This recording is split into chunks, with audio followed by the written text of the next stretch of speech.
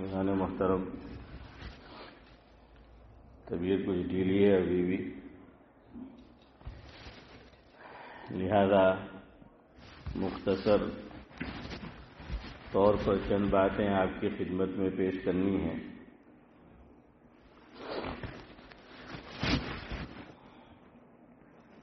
پیر کے دن جو موضوع چل رہا ہے ہمارا وہ یہ ہے کہ سورہ توبہ اس کی جب ہم تلاوت کریں گے تو بسملہ کہہ لے، تسمیہ کہہ لے یا بسم اللہ الرحمن الرحیم کہہ لے، وہ ہمیں پڑھنا ہے یا نہیں، تلاوت کرنی ہے یا نہیں۔ کچھ باتیں آج کی مجلس میں بھی اس تعلق سے آپ کے گوش گزار کرنی ہے۔ جہاں سے ہم گفتگو کی ابتدا اور آغاز کرتے ہیں گفتگو کا، وہیں سے کرنا ہے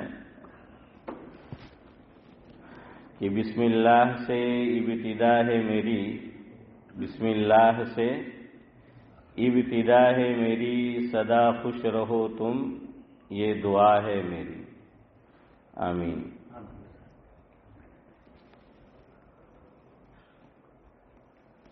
ایک شاعر کہتا ہے دعا کے تعلق سے کہ بخش دیتا ہے وہ خطاؤں کو، یعنی اللہ رب العزت بخش دیتا ہے وہ خطاؤں کو، ہاتھ اٹھتے ہیں جب دعاؤں کو۔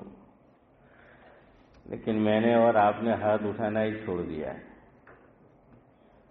تو دعا کا آدمی کو خوب اہتمام کرنا چاہیے۔ حدیث پاک میں دعا کو عبادت کا مغز قرار دیا گیا ہے۔ تو بخش دیتا ہے وہ خطاؤں کو، ہاتھ اٹھتے ہیں جب دعاؤں کو۔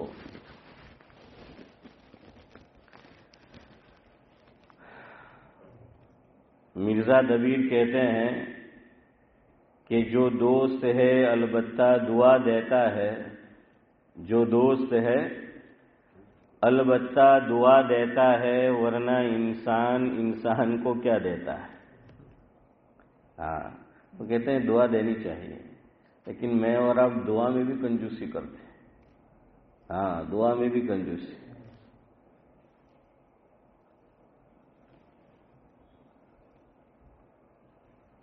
میر تقی مین نے لکھا ہے، فقیرانہ آئے صدا کر چلے، فقیرانہ آئے صدا کر چلے، میاں خوش رہو ہم دعا کر چلے۔ تو بھائی وہ کہتے ہیں کہ دنیا سے جاتے جاتے بھی دعا دینی چاہیے، مرنے والے کو جاتے جاتے بھی کیا کرنا چاہیے، دعا دینی چاہیے۔ لیکن آج نہ ہم خود دعا کرتے ہیں اور نہ کسی اور کے لیے دعا کرتے ہیں۔ خود اگر کرتے بھی ہیں تو کسی اور کے لیے نہیں کرتے، اس میں بھی کنجوسی۔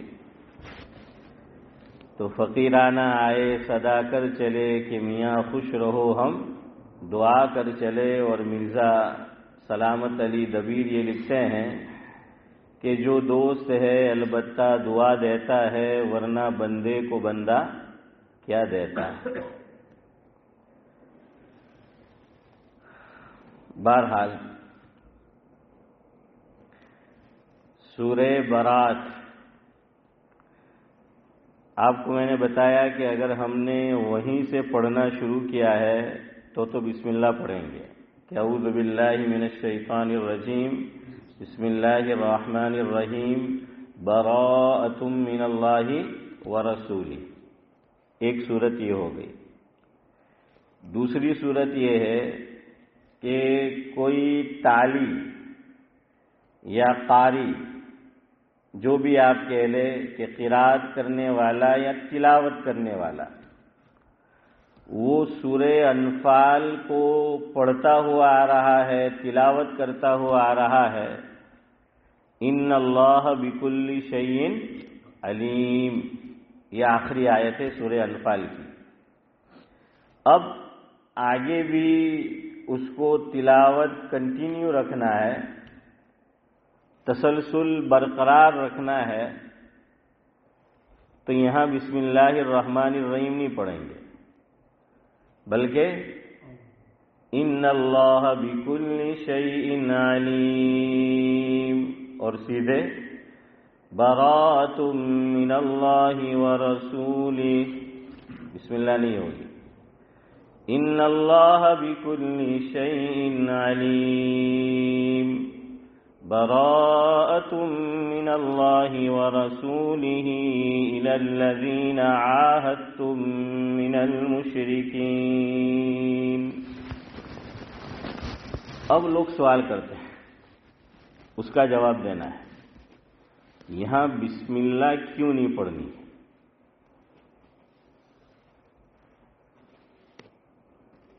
حضرت ابن عباس رضی اللہ تعالی عنہ کا ملفوظ کتابوں میں نقل کیا گیا ہے، ذکر کیا گیا ہے کہ حضرت یہ فرماتے تھے کہ حسن السؤال نصف العلم، کہ اچھا سوال کرنا یہ کیا ہے حنیف بھائی؟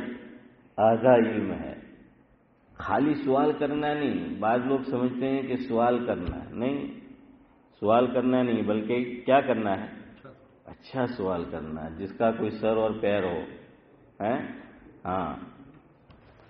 اور آدمی بات سنے تو جہاں سوال پیدا ہونا چاہیے تو وہاں سوال پیدا ہونا بھی چاہیے۔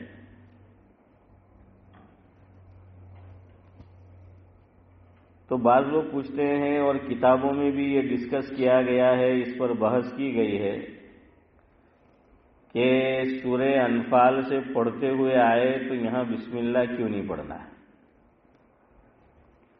اس کا ایک جواب حضرت عثمان غنی رضی اللہ تعالی عنہ اور حضرت ابن عباس رضی اللہ تعالی عنہ، ان دونوں حضرات نے دیا ہے۔ دوسرے جوابات بھی ہے، وہ انشاءاللہ آئندہ مجلس میں ڈسکس کریں گے۔ ایک جواب ان میں ایسا ہے جو عام طور سے بیان کیا جاتا ہے لیکن ادھورا بیان کیا جاتا ہے، خالی وہ جواب بیان کر دیا جاتا ہے لیکن اس جواب کا رد کیا ہے علامہ آلوسی سید محمود بغدادی علیہ الرحمہ نے اپنی تفسیر کے اندر، تفسیر روح المعانی۔ تو انشاءاللہ العزیز ہم دونوں باتیں ذکر کریں گے کہ یہاں بسم اللہ کیوں نہیں پڑھنا، اس کی ایک وجہ جو بیان کی جاتی ہے تو اس کا رد کیا ہے، اور آپ جب اس کو سنیں گے اور توجہ سے سنیں گے، اس کو سمجھیں گے، تو آپ بھی یوں کہیں گے کہ بالکل علامہ آلوسی علیہ الرحمہ نے جو اس پر سوال کھڑا کیا اس میں کیا ہے؟ دم ہے۔ بہرحال پہلے جواب سنیں حضرت عثمان غنی رضی اللہ تعالی عنہ اور حضرت ابن عباس رضی اللہ تعالی عنہ کا۔ جواب میں نقل کروں اس سے پہلے آپ کو مجھے سمجھانا پڑے گا کہ وہ کیا کہنا چاہ رہے ہیں، تو پہلے میں اپنے طور پر اپنے انداز میں جو علماء نے لکھا ہے اس کو آپ کی خدمت میں آسان طور پر رکھنے کی کوشش کروں گا۔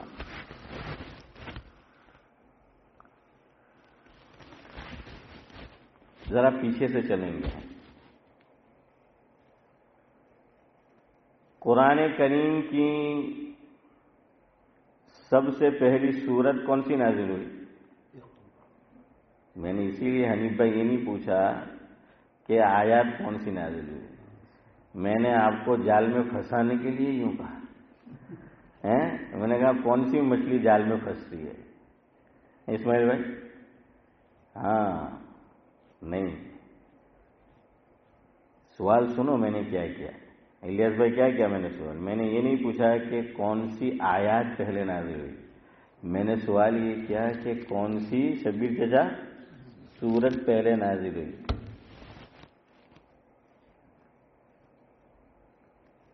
کون سی نازل ہوئی؟ جو ہم دن میں کئی مرتبہ پڑھتے ہیں. نہیں شبیر کہتے ہیں اقرا نہیں ہے.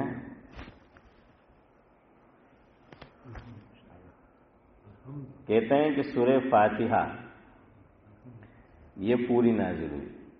بعضوں نے سورہ مدثر کہا یا ایھل مدثر، لیکن کہا کہ نہیں وہ بھی ایک ساتھ اور پوری نازل نہیں ہوئی تھی. بہرحال قرآن کریم کا جو پہلا نزول ہوا ہے اول بھائی عرش، کہاں سے؟ عرش سے فرش پر. کون لے کر آئے ہیں؟ نورانی بھائی حضرت جبریل علیہ الصلاۃ والسلام. اس وقت اللہ کے نبی صلی اللہ علیہ وسلم چودھری صاحب کہاں تھے؟ غار حرا میں. ہاں غار حرا میں تھے اللہ کے نبی صلی اللہ علیہ وسلم. جبریل امین سورہ علق کی ابتدائی 5 آیات یہ لے کر نازل ہوئے کہ اقرأ باسم ربک الذی خلق خلق الانسان من علق اقرأ وربک الاکرم الذی علم بالقلم علم الانسان ما لم يعلم. یہاں تک. یہاں ایک نقطہ لکھا ہے. ہمارے بزرگ جن کا تعلق پاکستان سے ہیں اور ابھی بقید حیات ہے، اللہ تبارک و تعالی بعافیت ان کا سایہ امت پر تادیر قائم رکھے. جس سے میری مراد حافظ امتیاز صاحب حضرت مولانا زاہد الراشدی دامت برکاتہم العالیہ ہے. انہوں نے جواب دیا ہے جو بعض لوگ ایک بات کہتے ہیں. اے معاذ بھائی کیا کہتے ہیں کہنے والے؟ کہ ہم تو خالی قرآن کو مانیں گے. قرآن دین میں کیا ہے اسماعیل چچا؟ وہ کہتے ہیں کہ حجت ہے، دلیل ہے، ہم حدیث کو نہیں مانیں گے. کیا کہتے ہیں امتیاز بھائی کچھ لوگ؟ کہ ہم تو خالی قرآن کو مانیں گے، ہم حدیث کو نہیں مانیں گے. اللہ اکبر، کتنا پیارا جواب دیا. اگر آپ سمجھ جائے تو کوئی آپ کے سامنے یا میرے سامنے یوں بکواس کرے، میں اسے بکواس کہوں گا. اگر جان کے بوجھ کے اگر ایسا سوال کرتا ہے تو بکواس ہے، اور اگر کوئی لا علمی میں سوال کرتا ہے تو پھر کہیں گے کہ جی بالکل کیجئے سوال، کہ بھائی اس کو جاننا ہے، واقف ہونا ہے. تو بعض لوگ کہتے ہیں ہم حدیث کو نہیں مانتے. تو حضرت مولانا دامت برکاتہم العالیہ نے جواب دیا کہ قرآن ہے، یہ بھی تو حدیث سے ہی تو پتہ چلا. نہیں سمجھ آ رہی بات ہے حضرت مولانا کیا فرمایا؟ یہ ہمیں کیسے پتا چلا کہ سب سے پہلی جو 5 آیات نازل ہوئی قرآن کریم کی، نمبر 1 وہ غار حرا میں ہوئی، نمبر 2 جبریل امین علیہ الصلاۃ والسلام تشریف لے کر، اور نمبر 3 عطاء الرحمان صاحب کیا کہ یہی 5 آیات نازل ہوئی، پوری سورت نازل نہیں ہوئی. یہ کس سے پتا چلا؟ بخاری شریف سے، حدیث سے. یہ حدیث کہاں ہے؟ بخاری شریف میں. بخاری شریف کے اندر بالکل شروع میں غالباً حدیث نمبر 3 ہے. حضرت عائشہ رضی اللہ تعالی عنہا روایت کرتی ہے، امی جان وہ بیان کرتی ہے کہ حضور اکرم صلی اللہ علیہ وسلم تشریف لائے امی جان حضرت خدیجہ رضی اللہ تعالی عنہا کے پاس، اور کہنے لگے زملونی زملونی. حضور نے کیا فرمایا؟ زملونی زملونی. الیاس بھائی یہ فرمایا کہ مجھے کمبل اڑا دو، مجھے کمبل اڑا دو، مجھے ڈر محسوس ہو رہا ہے. کیا محسوس ہو رہا ہے؟ خوف محسوس ہو رہا ہے، مجھے کمبل اڑا دو. لقد خشیت علی نفسی. اللہ اکبر. الفاظ تو دیکھیے. اس سے پتہ چلا کہ ڈرنے کی چیزوں سے آدمی کو ڈر لگ سکتا ہے نا. ہاں یہ جب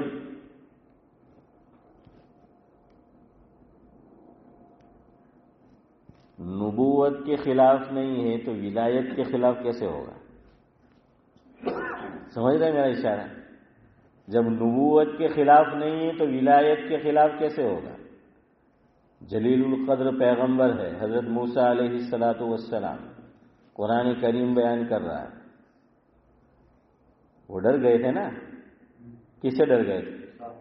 ہاں، ڈالا. فَأَلْقَاهَا فَإِذَا هِيَ حَيَّةٌ تَسْعَىٰ.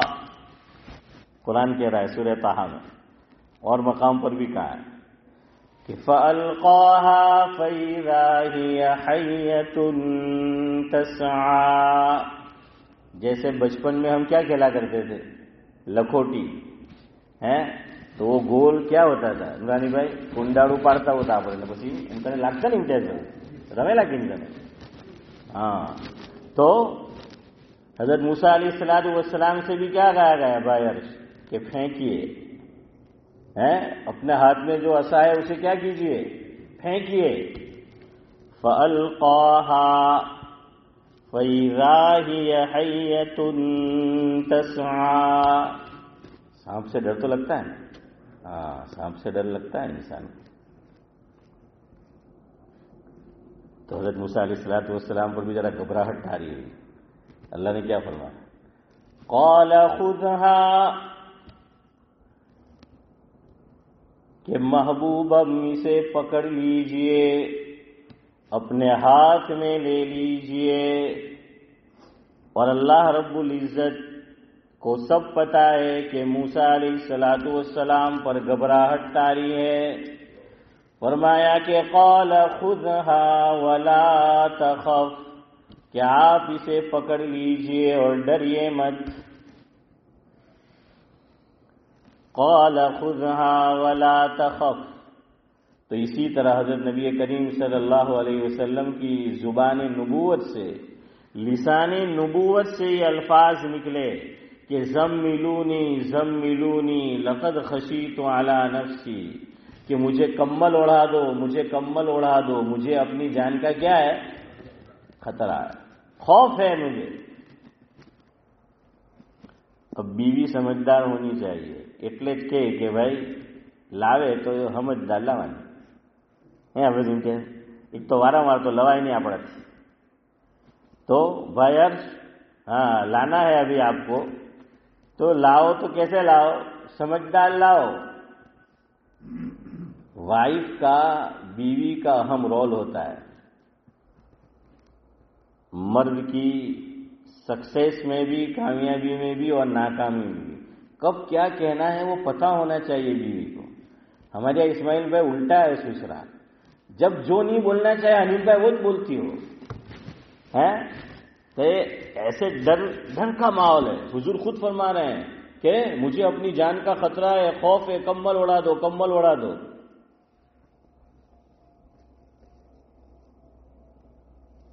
کیا کہا؟ حضرت خدیجہ رضی اللہ تعالیٰ عنہ نے فوراً تسلی دی کہ اللہ تعالیٰ آپ کو ضائع نہیں کرے. یہاں سنو، نیکی کر دریا میں ڈال. کہتے ہیں نا ہمارے بڑے بوڑھے کیا کہتے تھے چودھری صاحب؟ نیکی کر دریا میں ڈال. اور معاذ بھائی آپ کی جنریشن کہتی ہے جو کچھ کر فیس بک پہ ڈال.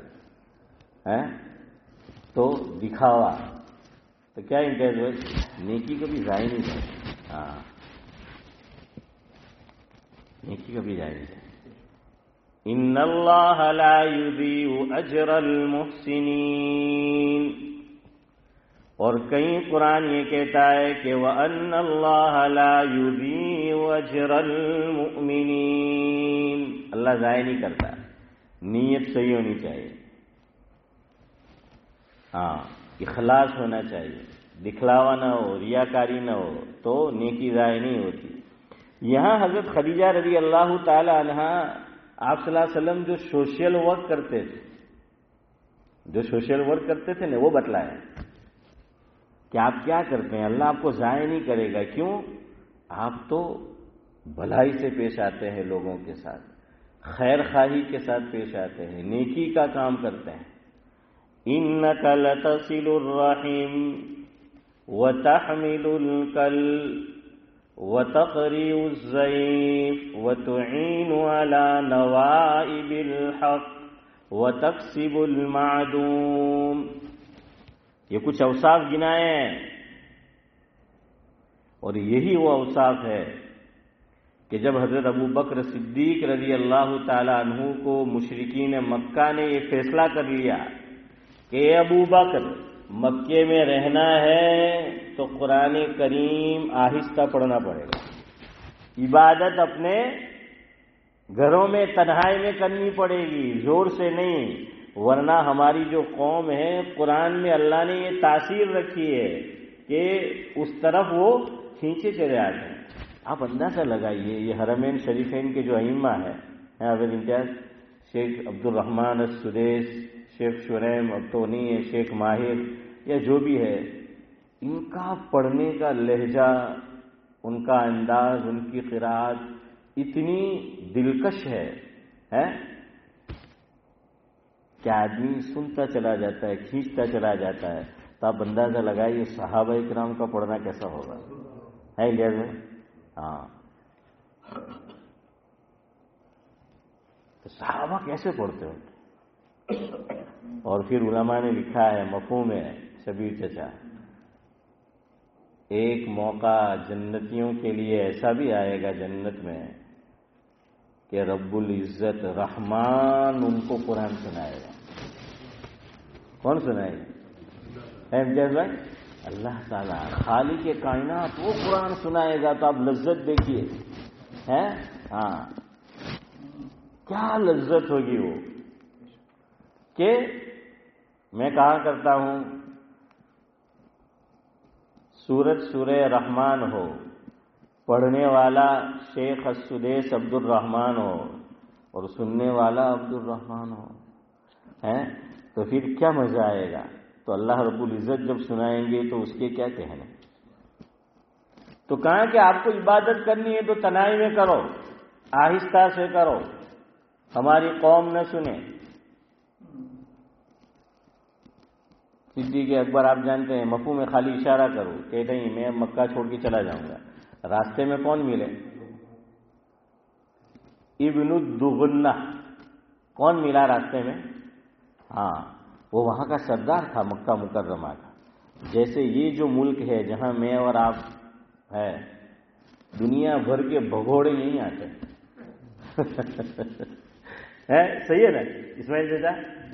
یہ ملک عام طور سے کیا دیتا ہے، کیا بولتے ہیں اس کو، مائیگرینٹ۔ ہاں، تو وہ یہاں کر کے جو ہے وہ یہاں آتے ہیں، وہ دنیا بھر کے لوگ، آپ جانتے ہیں۔ تو یہ حضور کے زمانے میں بھی تھا، یہ جو سردار ہوتا تھا وہ کہہ دیتا تھا کہ یہ آدمی، قوم نے فیصلہ کر دیا کہ اس کو نکالنا ہے، شہر بدر کرنا ہے، ملک بدر کرنا ہے، تو بڑا آدمی کھڑا ہو جاتا تھا اور یوں کہتا تھا کہ میں اس کو اسائلم دیتا ہوں۔ کیا دیتا ہوں؟ ہاں، تو پھر کوئی اختلاف نہیں کرتا تھا، خلاف نہیں کرتا تھا، کیا کرتا تھا کہ بڑا آدمی ہے، جب دے دیا ہے کوئی بات نہیں، ٹھیک۔ ابن الدغنہ نے کہا کہ آپ کے جیسا آدمی، اسے تو ملک سے نہیں نکالا جا سکتا۔ صدیق اکبر نے اسائلم نہیں مانگا ہے، صدیق اکبر نے نہیں مانگا اسائلم کہ آپ مجھے دیجئے، نہیں۔ اسی لیے کہتے ہیں کہ خود کی ذات کو، خود کی شخصیت کو، اپنے آپ کو ایسا بناؤ، لوگوں کے لیے، قوم کے لیے، ملت کے لیے، ملک کے لیے، انسانیت کے لیے اپنے آپ کو ایسا نافع بنایا جائے کہ جب کوئی ایسی مصیبت آئے، کوئی نکالنا چاہے تو اسے نہیں کہنا پڑے مجھے اسائلم چاہیے، لوگ کہیں گے اسے کیا دو، ہاں میں تیار ہوں۔ یہ ہے کردار، ایسا کردار آدمی میں ہونا چاہیے۔ تو صدیق بھائی ابو بکر صدیق رضی اللہ تعالیٰ عنہ نے نہیں فرمایا، درخواست نہیں کی ابن الدغنہ سے کہ مجھے اسائلم دیا جائے، نہیں، اس نے خود کہا کہ آپ جیسے شخص کو الیاس بھائی یہاں سے نکالا نہیں جا سکتا۔ ہاں، اور پھر اس نے کیا کہا، یہی باتیں کہی انک لتصل الرحیم وتحمل، جو حضرت خدیجہ نے کن کے متعلق کہی تھی؟ اللہ کے نبی صلی اللہ علیہ وسلم. کتنی مناسبت ہے دونوں میں، کتنی مناسبت ہے. جو بات حضرت خدیجہ نے کہی تھی آقا کے لیے، وہی بات دگنا کہہ رہے ہیں کن کے لیے؟ حضرت ابو بکر صدیق رضی اللہ تعالیٰ عنہ کے لیے. خیر، میں آپ کو یہ بتا رہا تھا، بات کو سمیٹتے ہیں. بخاری شریف کی روایت سے پتہ چلا کہ قرآن کریم کی اول 5 آیات نازل ہوئی تھی پوری سورت میں، نمبر 1. نمبر 2 کہاں نازل ہوئی تھی؟ ارے یار آپ بولتے جائیں. غار حرا میں. نمبر 3 کون لے کر نازل ہوئے تھے؟ حضرت جبرائیل علیہ الصلاۃ والسلام. وہ جو ہے وہ لے کر نازل ہوئے تھے. تو جب تک حدیث پہ کوئی ایمان نہیں لائے گا، جب تک حدیث کو نہیں مانے گا، قرآن پہ ایمان لانا ممکن ہی نہیں. پتہ نہیں آپ میرا اشارہ سمجھے کہ نہیں. حضرت مولانا کا بہت بڑی بات کہی ہے. ارے آدمی قرآن پہ بعد میں ایمان لائے گا، جب تک حدیث پہ ایمان نہ لائے قرآن پہ ایمان لا ہی نہیں سکتا. جب تک صحابہ کو عادل نہ جانے، دوسری بات جو ہمارا مضمون گزشتہ ہفتے چل رہا تھا، جب تک صحابہ کو عادل نہ مانے تو پھر قرآن کے جمع کرنے والے، قرآن ہے یہ بتانے والے تو صحابہ ہیں. اگر صحابہ کی شخصیت کو کیا کیا جائے؟ مجروح کیا جائے، ان پر اعتماد نہ کیا جائے تو قرآن نہیں ہے، ایمان نہیں ہے. اسی لیے تو اللہ نے صحابہ کا مقام بتایا. 2 مقامات قرآن کریم میں ایسے ہیں پہلے ہی پارے میں، 2 مقامات. پھر اس سے ملتی جھلتی بات اور جگہ بھی کہی گئی ہے. کہا گیا کہ ایمان لانا ہے تو صحابہ جیسا لاؤ. معیار نبی کی ذات کو اللہ نے نہیں بنایا. ایمان لانا ہے تو یوں نہیں کہا کہ نبی پر ایمان لاؤ، نبی جیسا ایمان لاؤ، یہ نہیں کہا.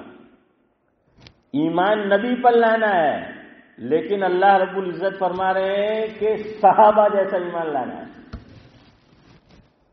سورہ بقرہ پہلا پارہ، انشاءاللہ 15 تک ختم کرتے ہیں. اور اگر ختم نہ کروں تو آپ ذرا توجہ دلا دیجئے گا. ہاں، دوسرا رکوع اللہ رب العزت منافقین سے فرما رہے ہیں. کیا فرمایا؟ وَإِذَا قِيلَ لَهُمْ آمِنُوا كَمَا آمَنَ النَّاسُ. اللہ اکبر. وَإِذَا قِيلَ لَهُمْ آمِنُوا كَمَا آمَنَ النَّاسُ. کہ اگر تمہیں ایمان لانا ہے تو یہاں ناس سے مراد صحابہ کرام ہے. کیسا ایمان لاؤ؟ صحابہ جیسا ایمان لاؤ. تو کم بختوں نے مذاق اڑایا. ہاں، یہ سلسلہ آج بھی جاری ہے، دینداروں کا مذاق اڑانا. یہ صفت یاد رکھنا. قرآن کہہ رہا ہے منافقین کی ہے. دعوت و تبلیغ کے ساتھی بیچارے ہیں سیدھے سادے جاتے ہیں، مذاق اڑانے والے اڑاتے ہیں نا.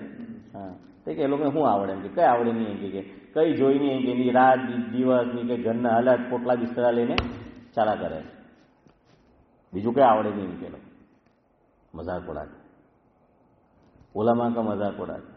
देखिए दुनिया શું વસ્તુ એ લોકોને કઈ ખબર નહીં.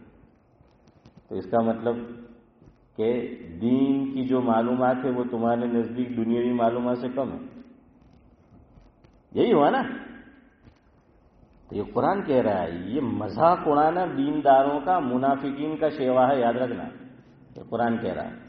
जब अल्लाह ने फरमाया कि मुनाफिकों ईमान लाना है सहाबा जैसा ईमान लाओ, तो क्या कहने लगे? قالوا أنؤمن كما آمن السفهاء. مفہوم یہ ہے نقل کفر نباشر. ویسے اللہ نے کہا ہے کہ ان کا قول نقل کیا ہے تو اس میں اب کوئی حرج نہیں رہتا. فرمایا کہ ہم ان بیوقوفوں، یہ بیوقوف لوگ صحابہ کو بیوقوف کہہ رہے ہیں، قرآن کہہ رہا ہے ان کے جیسا ایمان لائے۔ اینٹ کا جواب پتھر سے دیا اللہ نے فوراً۔ یہاں اللہ اکبر، صحابہ کا مقام تو دیکھیے، صحابہ کا وکیل صفائی خود اللہ رب العزت۔ وکیل صفائی کون ہے؟ خود اللہ رب العزت وکیل صفائی بن گیا اور منافقوں کو سنایا، الا انہم ہم السفہاء۔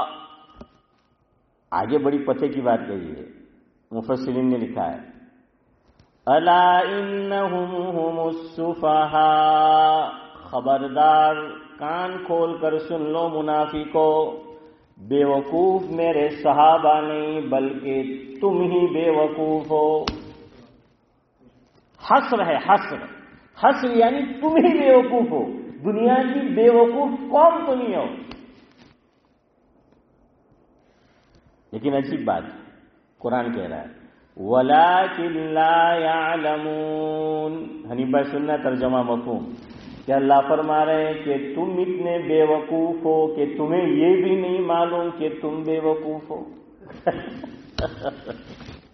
صدیق بھائی یہ قرآن کہہ رہا ہے کہ تم اتنے بے وقوف ہو کہ تمہیں یہ بھی نہیں معلوم کہ تم کیا ہو، بے وقوف ہو۔ اب کہیں سوا سے زیادہ چلے جاؤں تو اجاز بھائی کہے کہ مول صاحب تم نے بھی نہیں خبر، تم بھی بے وقوف ہو، اور ابھی کہاں اور آپ آگے نکل گئے۔ چلے آج اسی پر ختم کرتے ہیں، کل انشاءاللہ العزیز صحابہ کا تذکرہ، صحابہ کے بیان پہ ختم ہوا ہے۔ بہرحال طبیعت کو کچھ ڈھیلی تھی تو فون آنے والا کا فون بھی آیا، میں نے کہ آگے رجا روا دیو એમ કે ચાલો કંઈ નહીં જરા જ્યાં તો સારું લાગે ને બડા સાથીઓ જે રોજ મળે તેને જોઈ તો जो मैं आपसे बिछड़ के गए थे तो बीमार हो गए, बुध के दिन से यहाँ से गए नहीं बीमार हो गए जुमेरात से, तो मैंने कहा चलो अब अच्छे भी यहीं होंगे, है ना। तो हनीफ भाई तबीयत आज कुछ ढीली है, आंखें भी कुछ कुछ पीली है, आप मुझे दवाई पीने का मशवरा न देना, वो ऑलरेडी मैंने पी ली है।